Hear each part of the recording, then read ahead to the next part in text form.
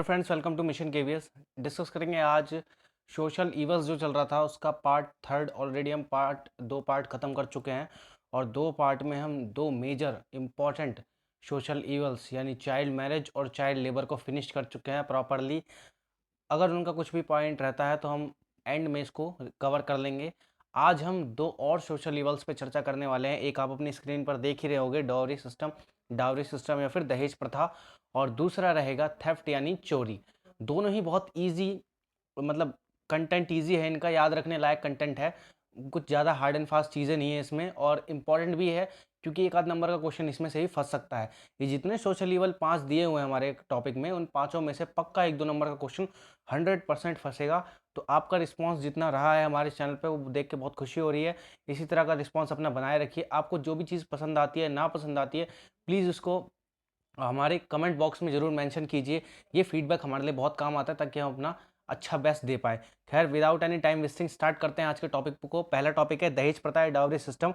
आप पिक्चर को देख के समझ गए होंगे कि दहेज प्रथा कितना बड़ा सोशल लेवल है हमारे सोसाइटी के लिए। इसने हमारी सोसाइटी का बैलेंस जो है वो बिल्कुल बिगाड़ रखा है। आजकल हर कोई डावरी लेने में शर्माता नहीं है। भले ही इसके कानून बन चुके हैं, बट लोगों को फिर भी अब भी दहेज लेने में बहुत मज़ा आता है, इंटरेस्ट आता है। होता क्या है कि लोग जब ऊंची ऊंची नौकरियां पा लेते हैं तो वो दहेज बढ़ा कर लेते हैं। दूसरी बात, आई में साउंड नेगेटिव, बट ये भी फैक्ट है कि ज़्यादा लड़कियां जो सुंदर होती हैं, सुंदरता जिनकी ज़्यादा होती है, उनका दहेज बिल्कुल मतलब इतना ज़्यादा नहीं लिया जाता। लेकिन जिनकी सुंदरता थोड़ी कम होती है, बाहर के अपीयरेंस को देखकर, जैसे जिनका रंग सांवला हो गया, काला हो गया, उनसे ज़्यादा दहेज लिया जाता है, क्योंकि भाई फिर उनसे शादी कौन करेगा बिना दहेज के। तो ये एक हमारे समाज की बहुत बड़ी मेजर प्रॉब्लम है कि लोग दहेज देते हैं और लोगों को देने पर मजबूर किया जाता है। और दहेज को शादी से पहले भी लिया जा सकता है, शादी के दौरान भी लिया जा सकता है, और शादी के बाद भी लिया जा सकता है। और अक्सर ऐसा देखा जाता है, जब शादी के बाद दहेज मांगा जाता है तो महिलाओं को बहुत ज़्यादा प्रताड़ना यानी दुख सहने पड़ते हैं। उनकी मौत भी हो जाती है। बहुत सारे आंकड़े हैं इन चीज़ों के दहेज के, कि हर साल इतने दहेज मांगा जाता है, इतनों की मौत होती है। तो ये सारी चीज़ें हम आगे डिस्कस करेंगे। पिक्चर में आप देख सकते हैं, एक तरफ पति एक तरफ बाप है। ठीक है, बाप अपने पूरे जीवन की कमाई को लगा देता है सिर्फ अपनी बेटी की शादी करने के लिए, और उस पति का पेट भरने के लिए, जो बेहद लालची होता है, उसको दहेज की बहुत ज़्यादा कामना होती है। उसको क्या कहते हैं, लस्ट कह सकते हैं हम उसको, कि लस्ट होता है बिल्कुल दहेज को लेकर। दूसरी तरफ देखो, एक बेचारी महिला जो अपने परिवार को छोड़कर, पुराने परिवार को छोड़कर, जो जन्म लिए वहाँ से, हमारे लिए बहुत मुश्किल है अगर हम एक जगह पैदा होते हैं और दूसरी जगह हमें भेज दिया जाए। बहुत ज़्यादा इफेक्ट पड़ जाता है हमारे ऊपर कि भाई हम वहाँ पे कैसे रहेंगे। But hats off to the girls जिनकी शादी होती है और वो शादी होने के बाद सीधा अपने सडनली दूसरे एनवायरनमेंट में पहुंच जाती है जहाँ उनको एक एक चीज़ का भी पता नहीं है, और उसके ऊपर से उनसे इतना ज़्यादा लाद के भाई साहब ने दहेज ले लिया, ऊपर बैठे हुए चौड़ के ये लोग दहेज ले लेते हैं। तो ये एक सोसाइटी का ईवल है जो सोसाइटी का बैलेंस बिगाड़े हुए है। और बिहार की स्थिति, और बिहार जैसे अन्य राज्यों की स्थिति और ख़राब है। एक न्यूज़ आई थी, उसमें बिहार में बताया गया था कि आईएएस आईपीएस लोग करोड़ों में दहेज लेते हैं। तो उनके पास आईएएस आईपीएस बनने के बाद इतनी सैलरी होती है, उसके बाद भी वो दहेज लेते हैं। तो दहेज की कैटेगरीज डिवाइड हो गई है। तो इसको और ध्यान से समझेंगे तो इस पिक्चर को आप ध्यान रखना, दहेज प्रथा को दर्शाता है ये। ठीक है, व्हाट इज डाउरी सिस्टम? दहेज प्रथा आखिर है क्या, इसको समझते हैं बहुत इजी मैनर में। एक डेफिनेशन समझते हैं इसकी। The dowry system refers to the durable goods, cash and real और movable property that the bride family gives to the groom. Groom means पति या होने वाले पति या वर, his parents and his relative as a condition of the marriage. इसमें साफ साफ कहा गया है कि जो डाउरी सिस्टम होता है वो रेफर करता है ड्यूरेबल गुड्स यानी अच्छे खासे सामान को, जैसे अलमारी, AC, fridge, bike, motor bike. Cash को यानी धन को। रियल और मूवेबल प्रॉपर्टी, मूवेबल में गाड़ी वगैरह आ जाती है, और रियल प्रॉपर्टी, और मूवेबल और नॉन मूवेबल दोनों प्रकार की प्रॉपर्टी भी दी जाती है। प्रॉपर्टी में यहाँ पे ये नहीं कि ज़मीन दे दी पूरी, कुछ कुछ चीज़ें सामान जैसे गाड़ी हो गया, और एसी हो गया, वॉशिंग मशीन हो गई, फ्रिज हो गया। इसके बाद bride's family give to the groom, होने वाले पति को दिया जाता है यानी लड़के को, उसके पेरेंट्स को और रिलेटिव्स को, as the condition of marriage. Marriage की कंडीशन के ऊपर कि भाई शादी तभी होगी जब आप दहेज दोगे। पिक्चर देखते हो, शादी में जरूर आना, उसको उससे दहेज मांगता है कि भाई इतना दहेज देगी तुम्हारी लड़की तो शादी करेंगे, वरना नहीं करेंगे। तो इसी चीज़ को रेफर करता है कि भाई हमारा लड़का इतना पढ़ा लिखा है, तो इकलौता लड़का है, तो इतना दहेज दोगे। हमारे परिवार में इसकी संपत्ति इतनी है लड़के की, तो लड़की को भी बहुत फायदा होगा, तो आपको इतना दहेज देना पड़ेगा। एक चीज़ और बता दूं, अगर माँ बाप अपनी मर्जी से अपनी बेटी को बहुत सारा सामान दे देते हैं तो वो दहेज की कैटेगरी में नहीं आता। क्योंकि ऐसा माँ बाप इसलिए करते हैं क्यों, जब मान लो सामने से दहेज ना मांगा गया हो लेकिन फिर भी लड़की वाले दहेज देते हैं, तो वो दहेज लड़की को दिया जा रहा है, मतलब उस लड़की की ज़रूरतों को पूरा करने के लिए। वो उस लड़की का स्त्री धन कहलाएगा, ठीक है। क्योंकि उसको वो बाद में यूज़ कर सकते हैं। मान लो कभी उसका पति नहीं रहा या फिर मर गया, कुछ हो गया, तो उस स्त्री के पास पैसे होते हैं ताकि उससे वो काम शुरू कर सके, अपना खर्चा चला सके। इतना सामान उसके परिवार वाले दे देते हैं, तो हम उसको दहेज की कैटेगरी में नहीं डालेंगे, ठीक है। दहेज जबरदस्ती लिया जाता है, एक शर्त के रूप में लिया जाता है कि भाई ये दोगे तभी शादी होगी। आई होप आपको क्लियर हो गया होगा। हिंदी में डेफिनेशन समझ लेते हैं। दहेज प्रथा टिकाऊ वस्तुओं, नगदी नगदी यानी कैश और वास्तविक या चल अचल संपत्ति को संदर्भित करता है। चल अचल संपत्ति यानी मूवेबल संपत्ति हो या नॉन मूवेबल संपत्ति हो, जो दुल्हन के परिवार, दूल्हे, उसके माता पिता और उसके रिश्तेदारों को शादी के शर्त के तौर पर देते हैं। ये मैं आपको बता चुका हूँ कि भाई रिश्तेदार, ये चीज़ें भी आपने नोटिस की होगी कि लड़की वाले बेचारे एक तो वैसे ही कभी कभी गरीब पड़ जाते हैं और उनको रिश्तेदारों तक को कपड़े, कंघी, तेल, शैम्पू, पता नहीं क्या क्या देना पड़ता है खरीद के। मतलब वो इतने गरीब होते हैं कि अपने लिए शैम्पू वगैरह भी नहीं खरीद सकते, वो भी लड़की वालों से मांगते हैं। तो दहेज का लेवल चीप होते जा रहा है, गिरते आ रहा है, और ये समाज का बैलेंस बिल्कुल बिगाड़ रहा है। आई होप आपको समझ में आ गया होगा डेफिनेशन ऑफ डाउरी सिस्टम। दहेज प्रथा को रोकने के उपाय, ठीक है। अब दहेज प्रथा कैसे रोकी जा सकती है, इसके खिलाफ कोई कानून बना है क्या, कोई एक्ट चल रहा है क्या, कोई संस्था काम कर रही है क्या, ये सारी चीज़ें हम देखते हैं। तो दहेज निषेध अधिनियम, डावरी प्रोहेबिशन प्रोहेबिशन एक्ट 1961, यानी दहेज निषेध अधिनियम, दहेज को ख़त्म करने के लिए एक अधिनियम बनाया गया था 1961 में, ठीक है। और इसे मंजूरी मिली थी 20 मई 1961 को, और पूरे देश में लागू हुआ 1 जुलाई 1961 को। यानी इन एक्शन, यानी एक्शन में कब आया है, 1 जुलाई 1961, डेट याद रखिएगा। इस कानून के अनुसार दहेज लेने देने या इसके लेने देने में सहयोग करने पर 5 वर्ष की कैद या 15,000 रुपये के जुर्माने का प्रावधान प्रोविजन किया गया है। यानी दहेज लेने देने वाले को या दहेज लेने देने में सपोर्ट करने वालों को 5 साल की कैद और 15,000 तक का जुर्माना या दोनों दिया जा सकता है। ये दहेज का एक कानून है जिसके अंतर्गत ये एक सजा है, पनिशमेंट है। इस कानून के मुताबिक दहेज प्रथा को एक गैर जमानती अपराध माना गया है, यानी इस पे तुरंत ऑन द स्पॉट जमानत नहीं मिलती है, ठीक है। गैर जमानती अपराध। कानून में संशोधन, इस कानून में कुछ अमेंडमेंट भी हुए थे। मैंने आपको बताया कि जब भी कोई कानून बनता है, अगर उसमें अमेंडमेंट होता है, हर वीडियो में बता रहा हूं कि अगर उसमें कोई अमेंडमेंट होता है, दैट मीन्स उसको स्ट्रॉन्ग करने के लिए, उसकी गलतियों को सुधारने के लिए। पहला अमेंडमेंट हुआ था, इसमें इसको स्ट्रॉन्ग करने के लिए 2 बार अमेंडमेंट हुए हैं। पहला हुआ था 1984 में और दूसरा 1986 में, और इस कानून को और कठोर बनाने की कोशिश की गई थी, ठीक है। तो आई होप आपको इसके दहेज प्रथा को रोकने के लिए कानूनी जो एक्ट है वो देखने को मिल गया होगा। अब इसके बाद इंडियन पैनल कोड, आईपीसी, सुना है ना, जब भी कोई मूवी वगैरह में बोलता है कि भाई इसको आईपीसी की धारा के तहत ये और ये सजा दी जाती है, जज जो बोलता है, तो वो क्या होता है, इंडियन पैनल कोड, भारतीय न्याय संहिता कह सकते हैं इसको हिंदी में, के द्वारा कुछ कानून बनाए गए हैं जिसके अंतर्गत भी सजा मिलती है दहेज लेने देने वालों को, ठीक है। इसमें पहला है धारा 498A, ये बहुत इंपॉर्टेंट है।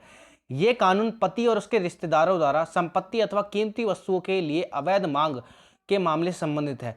अगर पति और उसके रिश्तेदार या उसके माता पिता लड़की से जबरदस्ती इलीगल डिमांड करते हैं दहेज की, कि भाई दहेज दो, और उसको प्रताड़ित करते हैं, उसको परेशान करते हैं, मारते पीटते हैं, डोमेस्टिक वायलेंस करते हैं, ऐसे में धारा 498 आईपीसी की धारा 498 या सेक्शन 498A के तहत सजा का प्रावधान है। इस कानून के अंतर्गत 3 साल की कैद और जुर्माना दिया जा सकता है अगर जबरदस्ती इलीगल डिमांड की जाएगी वधु से, यानी लड़की से। तो इसके बाद आता है धारा 406 लड़की के पति और ससुराल वालों के लिए 3 साल की कैद और जुर्माना या दोनों, अगर वे लड़की के स्त्री धन को उसे सौंपने से मना कर देते हैं। मैंने आपको बताया था, अगर लड़की वाले अपनी मर्जी से अपनी बेटी को कुछ पैसा दे रहा है, या उसका लड़की खुद भी कुछ पैसे कमा रही है, तो वो उसका स्त्री धन कहलाएगा। कभी कभी ऐसा होता है, तलाक होने के बाद लड़की अलग होती है, तो लड़की अलग होती है तो पति कहता है कि हम तुम्हें तुम्हारे पैसे, स्त्री धन वगैरह जो तुम्हारा है वो हम तुम्हें नहीं देंगे, ऐसे ही जाओ। तो ऐसे में उनको सजा हो सकती है 3 साल की, क्योंकि वो लड़की का स्त्री धन है, यानी उसका हक है, वो उसको लेकर ही जाएगी अपने पास से, ठीक है। तो स्त्री धन अगर नहीं दिया जाता लड़की को, ऐसे में धारा 406 के तहत उनको और उनके परिवार वालों को 3 साल की कैद और जुर्माना हो सकता है, लड़के वालों को, ठीक है। इसके बाद धारा 304B बहुत इंपॉर्टेंट है, ठीक है। ध्यान से पढ़ना, अगर किसी लड़की की शादी के 7 साल के भीतर असामान्य परिस्थिति में इनएप्रोप्रिएट सिचुएशन में मौत होती है और यह साबित कर दिया जाता है कि मौत से पहले उसे दहेज के लिए प्रताड़ित यानी परेशान किया जा रहा था, उसके साथ वायलेंस किया जा रहा था, तो इस कानून के अंतर्गत लड़की के पति और रिश्तेदारों को कम से कम 7 साल की सजा हो सकती है। तो धारा आईपीसी की धारा या सेक्शन 304 बी के तहत अगर लड़की को उसकी शादी के 7 साल के भीतर ही अचानक उसकी मौत हो जाती है, तो अगर ये साबित हो जाता है कि लड़के वाले उस लड़की से दहेज के लिए मांग कर रहे थे, डिमांड कर रहे थे, तो ऐसे में उनको सज़ा हो सकती है किसके तहत? धारा 304 बी के तहत 7 साल की सज़ा हो सकती है। ठीक है? इससे पहले एक चीज़, सेकंड टॉपिक शुरू हो, एक चीज़ और बता दूँ, सुप्रीम कोर्ट ने कई बार इस चीज़ों पर चेंज किया है। ठीक है? कि पहले क्या होता था कि ये तय कर तुरंत गिरफ्तारी हो जाती थी कि भाई लड़की ने इल्ज़ाम लगाया कि वो परिवार वाले दहेज माँग रहे हैं, तो तुरंत उसकी गिरफ्तारी कर दो। लेकिन कुछ एक संशोधन हुआ था या एक सुप्रीम कोर्ट का एक फैसला आया था, उसके तहत उसने बोला था कि अब से पहले जाँच-पड़ताल होगी, उसके बाद ही जो पुरुष पक्ष है उसकी गिरफ्तारी होगी। खैर ये एक एडिशनल इन्फॉर्मेशन थी, मैंने सोचा दे दूं। तो यहीं पे आपका खत्म होता है दहेज टॉपिक। दहेज के कारण आपको पता है, दहेज के कारण क्या हो सकता है? लालच हो सकता है, गरीबी हो सकती है, या फिर लालच सबसे बड़ा कारण है दहेज का और कोई बड़ा कारण नहीं है, लालच सबसे बड़ा कारण है। और दहेज का दुष्परिणाम ज़्यादातर महिलाओं को झेलना पड़ता है, उसके बाप को झेलना पड़ता है। महिलाओं को झेलना क्या पड़ता है कि भाई उनको शारीरिक और मानसिक रूप से बहुत दुख पहुंचता है। ठीक है? उनका सहारा छिन जाता है कभी कभी दहेज के चक्कर में, और माता पिता की इज्जत उनकी नहीं रहती समाज में, वो और गरीब हो जाता है, क्योंकि पूरी मेहनत से पाई जमा करते हैं लड़की का बाप और एकदम से लड़कों को दे देता है, तो माता पिता गरीबी की हालत में पहुंच जाते हैं। तो इसलिए ज़्यादा कारण मेजर है नहीं, बट और ना ज़्यादा दुष्परिणाम है, वो सब चीज़ें कॉमन है जो आपको पता है। ये मेन जो चीज़ है वो मैंने कंटेंट इसमें डाल दिया है, इसको आप फोकस कीजिए, ये पेपर में फंसने वाला कंटेंट है। ठीक है? इसके बाद आता है चोरी, थेफ्ट। अब इन भाई साहब को देखिए, कान में लीड लगा के खड़े हैं चुपचाप, पीछे से जेब पार कर रहा है, खोस रहा है और भरे जा रहा है। तो ये क्या है? एक सोशल ईवल है। हमारे समाज में चोरी को भी बहुत बुरा माना जाता है और एक सोशल ईवल में ही आता है। आजकल आप देखते हो, छोटी सी चीज़ से लेकर बहुत बड़ी बड़ी चीज़ों की चोरी होती है। तो ये चोरी होती क्या है, इसमें क्या क्या फ़र्क होते हैं, क्या क्या डेफिनेशंस होती है, इसको पढ़ेंगे। कोई कानून है इसके लिए या नहीं है, कोई एक्ट है इसके लिए या नहीं, इसको पढ़ेंगे। फिलहाल देखिए भाई साहब, जैसे हम भी लोग आजकल अक्सर क्या करते हैं, बसों में लीड लगा के घूमते रहता है और पीछे से कोई हमारी पर्स मार लेता है, फिर हम रोते रहते हैं बच्चों की तरह, अरे ले गया ले गया। बट ये चीज़ हमारे समाज के जो संतुलन है उसको बिगाड़ रही है। तो इसके बारे में हम अच्छे से पढ़ेंगे। ये भाई साहब देखो पूरा भर के बैठे हुए हैं, पता नहीं कहाँ कहाँ से लेके आए हैं। तो ये चोरी है, ये साफ साफ दिखाई दे रही है और चोरी को हम अच्छे से जानते भी हैं। ठीक है? मतलब इसके बारे में व्हाट इज़ थेफ्ट, चोरी क्या होती है, एक आसान भाषा में बताई जाए तो चोरी को आईपीसी सेक्शन 378 में डिफाइन किया गया है। आईपीसी की धारा यानी आईपीसी की धारा 378 में इसको डिफाइन किया गया है। ठीक है? अब अगर कोई पर्सन, ये डेफिनेशन सुन लो चोरी की, अगर कोई पर्सन किसी दूसरे पर्सन के कब्जे से उसकी सहमति के बिना कोई चल यानी मूवेबल प्रॉपर्टी बेईमानी की नीयत से हटाता है तो उसे चोरी कहते हैं।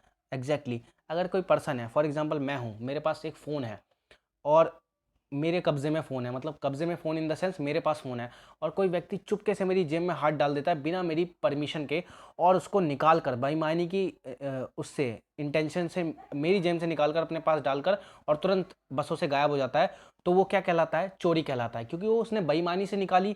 मूवेबल, हाँ, चोरी हमेशा मूवेबल चीज़ की होती है। ये मत मान लेना कि नॉन मूवेबल चीज़ की चोरी हो जाएगी, पूरे घर की चोरी हो सकती है, वो तो साफ साफ कब्जा दिखेगा। चोरी हमेशा मूवेबल चीज़ की होती है, यानी जिसको हम एक जगह से दूसरी जगह उठा के गायब कर सके, तो ये है चोरी। ठीक है? चोरी में 3 चीज़ बहुत महत्वपूर्ण होती है, ये 3 चीज़ बहुत इंपॉर्टेंट होती है, इसको कोई नहीं बताएगा, ये चीज़ ध्यान से सुनना। पहला तो ये कि प्रॉपर्टी मूवेबल होनी चाहिए, यानी उसको एक जगह से दूसरी जगह ले जाया जा सकता हो। याद रहे, चोरी में 3 चीज़ बहुत इंपॉर्टेंट होती है, जिसमें से पहली है कि प्रॉपर्टी जो हो वो मूवेबल होनी चाहिए, यानी उसको एक जगह से दूसरी जगह शिफ्ट किया जा सके, ले जाया जा सके। दूसरा, कि प्रॉपर्टी के मालिक की सहमति के बिना ली गई हो। प्रॉपर्टी जो हो वो मालिक की सहमति, यहाँ पे प्रॉपर्टी का मतलब आपका कोई भी सामान जो चोरी हो सकता है।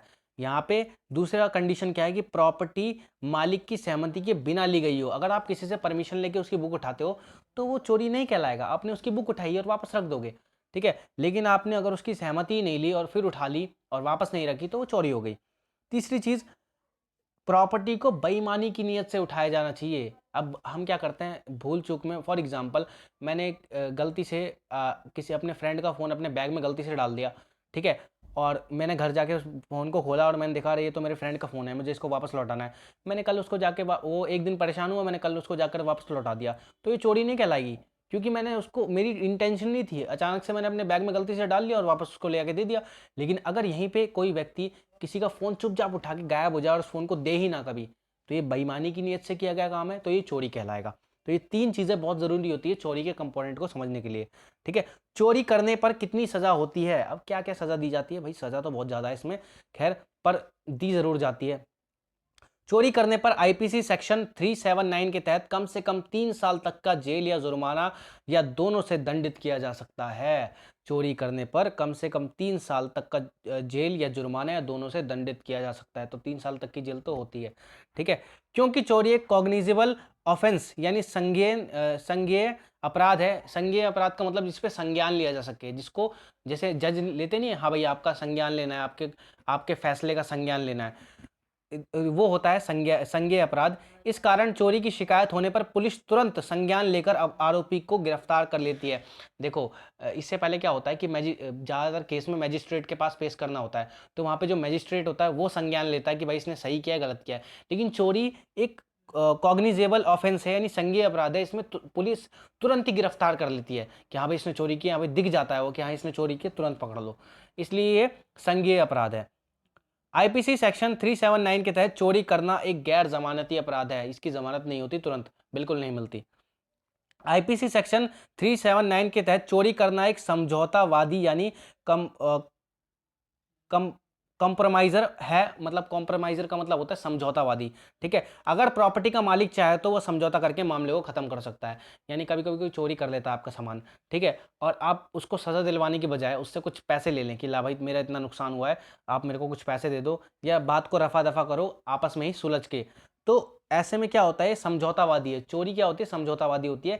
आप इसमें समझौता करके मामले को पुलिस से पहले भी रफा दफा कर सकते हैं या पुलिस के सामने भी रफा दफा कर सकते हैं। लेकिन फॉर एग्जांपल किसी ने आपके फैमिली मेंबर का मर्डर कर दिया, तो आप उसमें कोई समझौतावादी नहीं कर सकते, आप समझौता नहीं कर सकते वहाँ पे। आपको वहाँ पे पुलिस की और कानून की सहायता लेनी पड़ेगी उस व्यक्ति को सजा दिलवाने के लिए। बट चोरी में ऐसा नहीं है, आप वहाँ पे समझौता करके बात को रफा दफा यानी खत्म कर सकते हैं, ठीक है। चोरी, लूट और डकैती में फर्क, ये लास्ट स्लाइड है, ये बहुत इंपॉर्टेंट है। बहुत लोग क्या करते हैं, चोरी, लूट और डकैती को ऑलमोस्ट एक समझ लेते हैं, ठीक है। क्योंकि चोरी थेफ्ट होता है, लूट और डकैती को रॉबरी भी कह देते हैं, ठीक है। दोनों एक ही चीज है, बट इसमें बहुत मेजर माइनर सा फर्क है, बहुत हल्का सा फर्क है, इसको देखना जरा ध्यान से। चोरी क्या होती है मैं बढ़ा ही चुका हूं। चोरी को आईपीसी सेक्शन 378 में डिफाइन किया गया है। अगर कोई पर्सन किसी दूसरे पर्सन के कब्जे से उसकी सहमति के बिना उसकी मूवेबल प्रॉपर्टी को बेईमानी की इंटेंशन से उठाता है तो वो चोरी कहलाएगा, सिंपल। लूट क्या होती है, लूट को आईपीसी सेक्शन 390 में डिफाइन किया गया है, या आईपीसी सेक्शन ध्यान रख लेना, इसी के तहत सजा भी दी जाती है, ठीक है। जब चोरी करने पर कोई हिंसा यानी वायलेंस की जाती है, तब यह मामला चोरी ना होकर लूट हो जाता है। फॉर एग्जांपल आपने किसी का फोन निकाला जेब से, ठीक है, तो वो हो गई चोरी। और आपने फोन निकाल के उसके गले पे ब्लेड भी मार दिया गलती से, ठीक है, तो वो क्या हो गया, वो लूट हो गई, वो रॉबरी हो गई, और इसमें फिर सजा भी बढ़ जाती है। अब लूट करने पर 10 साल तक का कठोर कारावास और जुर्माने से दंडित किया जा सकता है, 10 साल तक की जेल मिल सकती है इसमें। अगर लूट हाईवे पर की जाती है, रात के सन्नाटे पर हाईवे में बहुत सारी लूट होती रहती है, तो अगर लूट हाईवे पे की जाती है और दोषी पकड़ा जाता है तो उसको 14 साल तक की सजा दी जाती है, ठीक है। इसके बाद आता है डकैती यानी मगिंग या रॉबरी, रॉबरी भी कह देते हैं, मगिंग भी कह देते हैं, डकैती। अब लूट और डकैती में बहुत थोड़ा सा फर्क है, ठीक है। डकैती को आईपीसी सेक्शन 392 में डिफाइन किया गया है, ठीक है। अगर लूट करने वाले की गिनती 5 या उससे ज्यादा हो तो वो डकैती कहलाती है। देखो अगर लूट हो रही है, अगर एक बंदे ने लूट करी है और उसमें किसी ने, मान लो मैं फोन लेके जा रहा हूँ और मेरा फोन कोई चोरी कर रहा है और चोरी करके वो भाग गया, तब तो उसने चोरी किया, मेरे जेब में से निकाल लिया और भाग गया, तो वो चोरी हुई। अब उसने मेरे जेब में से निकाला, मैंने उसका हाथ पकड़ लिया, उसने मेरे ब्लेड मार दिया, तो वो लूट हो गई। अब अगर वहां पर उसके 5-6 साथी और थे और उन्होंने भी मुझ पे हमला कर दिया, तो वो डकैती हो गई, क्योंकि वो 5-6 लोग और आ गए और उन्होंने भी हिंसा करी। तो डकैती और लूट में बहुत छोटा सा फर्क ये है कि लूट कम लोग करते हैं और डकैती जो होती है वो 5 से ज्यादा लोगों के द्वारा की जाती है हिंसक रूप से, ठीक है। इसमें आमतौर पर 10 साल तक की सजा मिलती है। तो यही था हमारा लास्ट डकैती वाला टॉपिक, और आपको आई होप समझ में आ गया हो। इसको आप इस तरीके से समझ सकते हैं, एक बार समाप्त कर लेते हैं। चोरी क्या होती है, जब मैंने किसी की चीज़ निकाली चुपचाप, अपनी चोरी की बेईमानी की इंटेंशन से उसके जेब में से मैंने फ़ोन निकाल लिया और चुपचाप मैं चलता बना, ठीक है? उस पर्सन को पता भी नहीं लगने दिया मैंने, तो वो मैंने चोरी की। लूट में क्या हुआ, मैंने उसके जेब में से फ़ोन निकाला, उसने मेरा हाथ पकड़ लिया, मैंने ब्लेड मार दिया उसके और भागने लगा। तो वो क्या हो गई, लूट हो गई। अब मेरे 5-6 दो और मेरे को फिर बस में पकड़ लिया गया और मेरे 5-6 दोस्त और उसमें हैं लूट करने वाले। अब वो 5-6 दोस्तों ने फिर उस पे हमला कर दिया, तो वो क्या होगी, डकैती होगी, क्योंकि इस बार लोगों की संख्या 5 से ऊपर थी। तो डकैती, चोरी और लूट, ये तीनों में थोड़ा-थोड़ा सा डिफरेंस है। आई होप आपको ये वीडियो बहुत पसंद आई होगी। लाइक कीजिएगा, सब्सक्राइब कीजिएगा, शेयर कीजिएगा। अगर आप इस चैनल पे नए हो तो प्लीज़ सब्सक्राइब करना, अपने दोस्तों को शेयर करना और बताना कि रीट लेवल 1 की ईवीएस की क्लास चल रही है। बहुत करेक्ट और बिल्कुल बढ़िया इन्फॉर्मेशन यहाँ पे मैं देता हूँ ताकि आप अच्छे से एग्जाम में कर पाएँ। ये सारा सिलेबस खत्म होने के बाद हम एमसीक्यूज़ को टारगेट करेंगे। और वीडियो को देखने के लिए धन्यवाद। लाइक शेयर सब्सक्राइब आप कर ही देते हो और अपना सपोर्ट बनाए रखिएगा। जो भी आपको अच्छा बुरा लगे सब कमेंट सेक्शन में दीजिएगा। Thank you so much.